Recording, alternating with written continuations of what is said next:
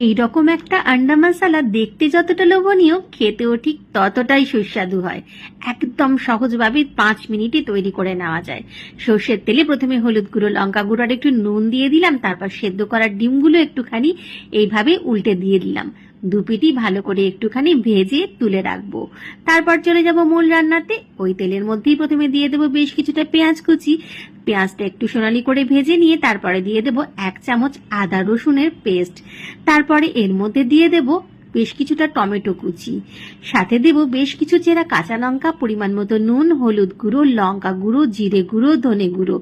একটুখানি জল দিয়ে খুব ভালো করে কষতে থাকবো। জলটা অবশ্য গরম জলের ব্যবহার করেছি। মশলাটা সুন্দর করে কষা হয়ে গেলে একটু স্বাদের জন্য, মানে স্বাদটা ব্যালেন্সের জন্য চিনি দেব। তারপর তেল ছেড়ে ছেড়ে বেরিয়ে আসলে দিয়ে দেবো একটুখানি গরম জল, মানে 1 কাপ মতো গরম জল। আর কিছু না, ভেজে রাখা ডিমগুলো দিয়ে ওপর থেকে ধনেপাতা কুচি ছড়িয়ে 2 মিনিট ফুটিয়ে নিলে